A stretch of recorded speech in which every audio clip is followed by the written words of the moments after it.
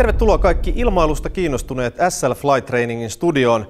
Tällä lennolla perehdymme yhtiön päätoimialaan eli lentokoulutukseen ja ääneen pääsevät lentäjätutkintonsa SL Flight Trainingin kautta suorittaneet muusikkonakin tunnettu Mikael Konttinen sekä Flybeellä perämiehenä työskentelevä Kati Laukkanen, mutta ihan alkuun tutustutaan hieman tarkemmin yhtiön koulutustarjontaan.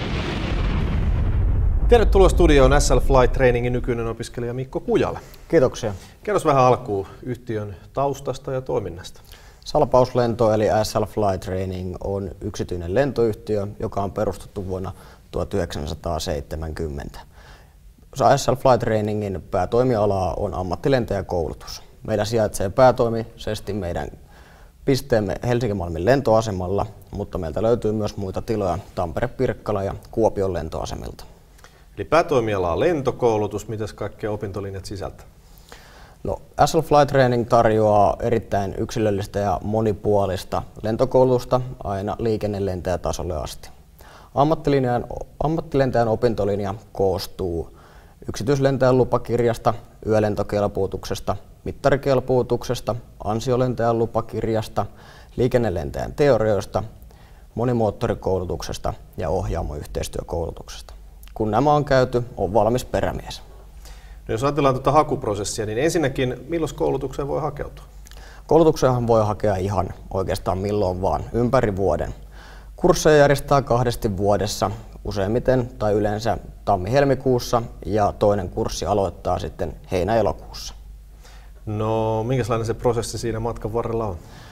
Tämä hakuprosessi on 4-vaiheinen. Ensimmäinen vaihe on paperikarsinta ja paperikarsinnan läpäisseet ilmoitetaan sitten soveltuvuustestauksiin. Nämä soveltuvuustestaukset on 2-päiväiset, joista molemmat päivät on tietysti karsivia. Pääpiirteittäin siellä käydään tai testataan hakijoiden avaruudesta hahmottamiskykyä, matemaattisia taitoja, muistia ynnä muita tärkeitä lentäjillä olevia piirteitä. Kun nämä soveltuvuusarvioinnit on läpässyt, niin tämän jälkeen ilmoitetaan hakijat sitten salpauslennon haastatteluihin, jotka on läpäissyt nämä Flybein kriteerit, kutsutaan Flybeille kapteenihaastatteluun. Kun tämä vaihe on ohi, niin viimeinen vaihe on enää sitten ilmailulääkärin tarkastus. Ja sitten kun sinne opintolinjalle pääsee, niin kauanko koulutus kestää? Koulutuksen arvioitu kesto on noin 2,5 vuotta ja pitää muistaa kuitenkin, että se ei ole millään tavalla sellainen tiukka säntillinen aikataulu, että omalla aktiivisuudellaan pystyy vaikuttamaan opintojen pituuteen. No ketkä koulutukseen voi hakeutua? Vaaditaanko sinne esimerkiksi aiempaa lentokoulutusta? Koulutukseenhan voi hakeutua periaatteessa kuka tahansa. Minkäännäköistä aiempaa lentokoulutusta tai lentokokemusta ei tarvitse olla. Itsekin lähdin ihan puhtaalta pöydältä niin kuin liikenteeseen, ei mitään kokemusta ennen kuin hain kouluun. Ja nyt ollaan tässä viimeistä puolivuotista opiskelemassa. Ainoastaan oikeastaan se ikä on sellainen, että 18 vuotta pitäisi olla täytettynä, jotta voi hakea. No miten se esimerkiksi kielitaito tai pitääkö olla asepalvelus tai siviilipalvelus suoritettu?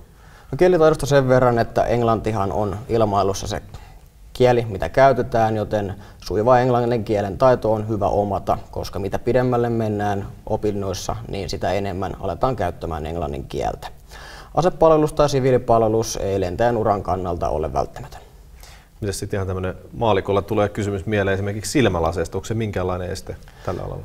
Silmälaseista kysytään tosi paljon ja ihan aiheestakin, mutta nykyään silmälasit ei ole enää minkäännäköinen este. Myöskään laserleikkaus ei ole esteenä lentäjän uralle. Minkälainen sukupuolijakauma muuten opintolinjoilla on? No, suurimmalta osinhan opintolinjoilla on miehiä, mutta tälläkin hetkellä meillä on noin 10% hakijoista sekä sitten oppilaista on naisia ja naisia hakee säännöllisesti kyllä. Ja totta kai aina jokainen nainen, joka hakee ja tulee linjalle, on erittäin tervetullut. Miten tuo opetus jakautuu sitten teorian ja sen käytännön lentokoulutuksen kesken, jos ajatellaan tuntimääriä? No, teoriaa meillä on 2,5 vuoden aikana noin 1000 tuntia ja lentokokemusta kertyy sellaista rapiat 250 tuntia. Mä oon törmännyt semmoiseen käsitteeseen kuin ab initio. Mitä se tarkoittaa? Kyllä, eli voidaan puhua tällaista Flybein ab initiosta. Käytännössä se tarkoittaa sitä, että kun haetaan salpauslennolla opiskelemaan, niin oppilaan niin halutessa, niin soveltuvuustesteissä voidaan käydä myös läpi tällaiset Flybein kriteerit. Jos nämä kriteerit pääsee läpi, niin voidaan puhua Flybe Up Initio-oppilaasta. Käytännössä se tarkoittaa sitä, että lentokoulutus ei eroa normaalista lentokoulutuksesta millään tavalla, mutta sitten kun tullaan tähän koulun päättymiseen ja aletaan hakemaan töitä, niin jos Flybe on rekryämässä ihmisiä tai lentäjiä sinne ja muutenkin työllistämässä, niin silloin nämä Flybe Up Initio-oppilaat ovat etusijalla ja ohittavat niin sanotun jonon siellä. No Mikko, loppuun vielä se kysymys, mikä ihan varmasti monia kiinnostaa. Miten SL Flight Trainingilta on vuosien saatossa työllistytty? No meiltähän on työllistytty erittäin hyvin. Noin 90%, vähän reilu 90% oppilaista on työllistynyt. Tälläkin hetkellä kaikissa suomalaisissa yhtiöissä työskentelee meidän oppilaita. Hyvinä esimerkkeinä on Finnair, Flybe, Blue One ja Scanwings.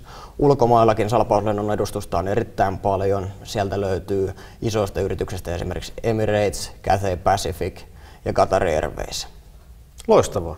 Kiitos Mikko vierailusta ja kaikkea hyvää lentouralle. Kiitos paljon. Nyt keskustellaan koulutuskokemuksista SL Flight Trainingin entisten opiskelijoiden kanssa. Tervetuloa studioon Flybeen perämies Kati Laukkanen. Kiitos. Kerros vähän sun taustasta. Milloin sä oot tutkinnon suorittanut ja miten sun ura on sen jälkeen edennyt? Joo, mä kävin salpauslennon koulutusohjelman vuosina 2008-2010. Mulla oli PPL siinä jo pohjalla. Sen jälkeen siinä oli vähän aikaa työnhakua ja pääsin sitten Scanwingsille lentämään King Air 90 lentokonetta perämiehenä ja lennon suunnittelijaksi. Siitä sitten matka jatkui Lahden yli Estonian Airille lentämään Embraer 170 lentokonetta.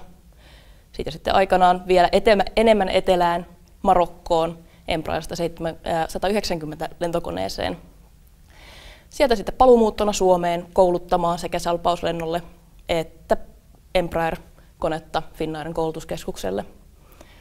Sitten matka suuntautui takaisin Viroon samalle firmalle Estonian Airille. Ja nyt viimeisin urakäänne on se, että lähdin tuonne sumuisille saarille Britteihin lentämään Brittien Flybelle. No minkälaista tuo työ lentoyhtiössä on ollut? Kyllä se on tosi mielenkiintoista ja avartavaa, että työajat on tosi epäsäännölliset, mutta mulle henkilökohtaisesti toimii paljon paremmin kuin semmoinen 8-4 työpäivä. Pitää tietyissä tilanteissa tehdä tosi nopeasti päätöksiä ja löytää vaihtoehdoista se vähiten väärä tai eniten oikea vastausvaihtoehto. No miten sut on naisena otettu alalla vastaan? Todella hyvin. Pohjoismaissa ja yleisesti länsimaissa ei ole mitään ongelmaa ja mä ehkä sanoisin, että hakuprosesseissa naisena erottuu ehkä vähän paremmin sieltä hakijamassasta. Miten tuo opintokokonaisuus kaiken kaikkiaan valmisti sua lentäjä-ammattiin? Kyllä se on valmistunut tosi hyvin. Eli kaikki tietotaidot ja taidot, mitä mä oon tuolta koulussa saanut, niillä on kaikissa yhtiöissä pärjätty. Tietysti ne on kehittynyt aina kun ura etenee. Erityisesti se käytännön lentokoulutus on ollut tosi tärkeässä roolissa. Ja mä oon saanut monista yhtiöistä hyvää palautetta käsilentotaidoista ja lentotaidoista. No, jos sä mietit muistoja noilta opiskeluajoilta, minkälaisia ne on? Mitä tulee mieleen? No totta kai aika kultaa muistot, mutta kyllä siellä koulussa sai töitä tehdä kaiken sen materiaalin ja tiedon omaksumiseksi. Mutta oma motivaatio ja tosi hyvä ryhmähenki meidän kurssilla ja pätevät opettajat helpotti sitä urakkaa huomattavasti. No miten sitten työhaku ja työllistyminen käytännössä sun kohdalla tapahtui tutkinnon suoritettuasi? No tutkinnon jälkeen mä hetken sinne hain töitä ja siitä pääsin sitten sinne Scanwingsille lentämään ja suunnittelemaan lentoja. Ja se ensimmäinen työpaikka on aina se kaikkein tärkein, kun se oli takataskussa, niin siitä lähti pikkuhiljaa ura etenemään. Ja sen jälkeen sä oot tietysti ehtinyt monenlaista nähdä. Kyllä. No mikä sun viesti on heille, jotka tällä hetkellä pohtii sitä lentokoulutukseen hakeutumista? No ala on todella mielenkiintoinen, haastava, mutta toisaalta palkitseva. Haastavan tässä tekee se, että ala muuttuu koko ajan ja yksittäiset työpäivät saattaa muuttua ja paljon muutoksia tapahtuu ja niihin pitää koko ajan vaan sopeutua ja koskaan ei voida paikalleen makaamaan, pitää mennä eteenpäin ja kehittää itseään. Mutta toisaalta on hyvin palkitsevaa huomata, että itse osaan nämä asiat ja mä tiedän mitä mä teen ja pystyy luottamaan siihen omaan osaamiseensa. Eli rohkeasti vaan mukaan, se on meidän Näinpä, viesti. nimenomaan. Kiitos Kati Laukkanen. Menestystä, kaikkea hyvää sun lentäjäuraan. Kiitos. Jutellaan muutama sana SL Flight Trainingin entisen oppilaan Mikael Konttisen kanssa. Mikael, tervetuloa. Kiitos oikein paljon.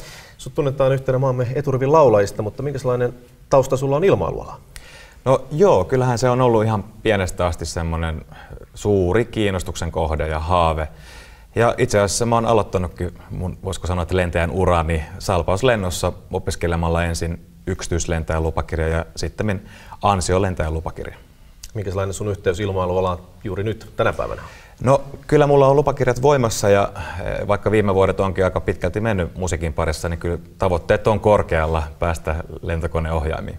Huhu kertoo myös, että sä oot jollain tavalla onnistunut tämän ilmailualan ja musiikin myös yhdistää. Pitääkö sitä paikkansa? No se pitää paikkansa kyllä. Mä oon tässä viime vuodet ollut Finnair Pilots Big Bandissa, että siinä on kyllä mielenkiintoinen kokoonpano, hauska porukka ja mikä tärkeintä, niin kuulee niitä lentäjien juttuja. Joo. Eikö se on näin, että sä et ole suinkaan ainoa, joka on tämän ilmailu ja musiikin tässä vuosien saatossa pystynyt yhdistämään? Ei suinkaan. Niitähän löytyy maailman sivu. Ensimmäisenä nyt tulee mieleen laulavat lentäjät Toni Virtanen ja Bruce Dickinson.